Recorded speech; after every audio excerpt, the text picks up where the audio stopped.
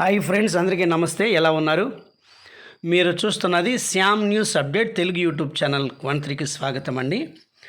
ఆంధ్రప్రదేశ్ ప్రభుత్వము బాబు ష్యూరిటీ భవిష్యత్తు గ్యారెంటీలో భాగంగా సూపర్ 6లో హామీల్లో భాగంగా కొన్ని పథకాలకైతే ప్రారంభమైతే చేస్తున్నారు. ఇప్పటికే ఇచ్చిన హామీలను అమలు దిశగా అడుగులైతే వేస్తూ ఉంది. ఇప్పటికే మహిళలకు అందరికీ కూడా ఉచిత గ్యాస్ సిలిండర్ల పథకాన్ని అమలు చేసిన విషయం మనందరికీ తెలిసిందే. మిగిలిన పథకాలకు కూడా ఆంధ్రప్రదేశ్ రాష్ట్ర ప్రభుత్వం గతంలో జరిగినటువంటి శాసనసభ ఆర్థిక సమావేశాల్లో కూడా మరి 5,837 కోట్ల రూపాయలు తల్లికి వందనం పథకం కింద బడికి వెళ్తున్న ప్రతి విద్యార్థికి ఏటా 15,000 రూపాయల చొప్పున ఆర్థిక సహాయం అందిస్తామని ఎన్నికల మేనిఫెస్టోలో భాగంగా కూటమి ప్రభుత్వం అధికారంలోకి వచ్చిన సంగతి తెలిసిందే. గతంలో కూడా దీని పేరు తల్లికి వందనం అనేటువంటి పేరు గతంలో ఇప్పుడైతే పెట్టడం జరిగింది.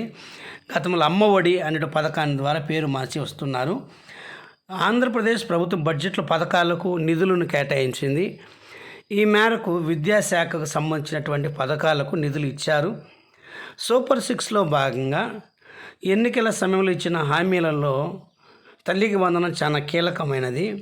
గవర్నమెంట్ స్కూలు, ప్రైవేట్ స్కూల్ చదువుతున్న ఎస్సీ, ఎస్టీ, బీసీ, మైనారిటీ విద్యార్థులకు సంబంధించినటువంటి ప్రతి విద్యార్థికి కుటుంబంలో ఎంతమంది అయితే ఉంటారో, ఒకే తల్లికి 2 లేదా 3 పిల్లలు ఉన్నా అంతమందికి ఇస్తామని గతంలో కూటమి ప్రభుత్వం అయితే ఎలక్షన్ మేనిఫెస్టోలో చెప్పడం జరిగింది.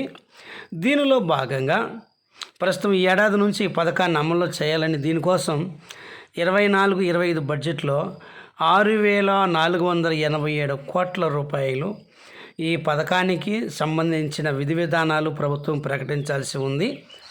1వ తరగతి నుండి ఇంటర్మీడియట్ వరకు చదువుతున్న విద్యార్థులకు ఏడాదికి 15,000 రూపాయల చొప్పున తల్లికి వందనం పేరుతో తల్లుల ఖాతాలలో మరి బ్యాంక్ అకౌంట్లో డీబీటీ డైరెక్ట్ బెనిఫిట్ కింద తల్లుల ఖాతాల్లో యొక్క డబ్బులు అయితే జమ చేయబోతున్నారు.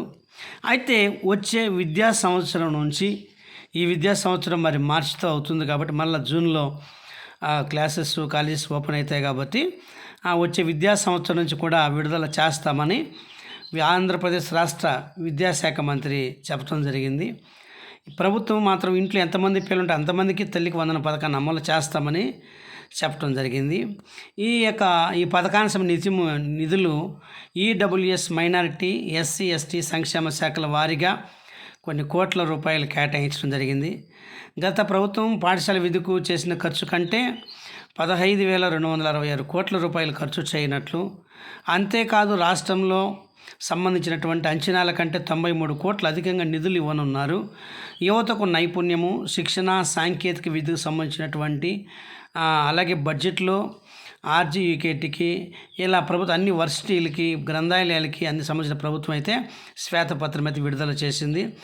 మరోవైపు రాష్ట్ర ప్రభుత్వం మైనారిటీల సంక్షేమానికి కూడా డబ్బులు అయితే కేటాయించడం జరిగింది. ఏది ఏమైనా ఫ్రెండ్స్, ఆంధ్రప్రదేశ్ ప్రభుత్వము అయితే వీళ్ళందరికీ కూడా ఏమైతే చెప్పారో వీరందరికీ కూడా అమౌంట్ అయితే ఇప్పటికే చెప్పినటువంటి చాలా సంక్షేమ పథకాలన్నీ కూడా అమలు చేయడానికి ముందుకు వచ్చిందండి. అయితే తల్లిదండ్రులు డబ్బులు తల్లుల యొక్క ఖాతాలలో జమ కావాలంటే ఇవైతే ఖచ్చితంగా పాటించాల్సింది.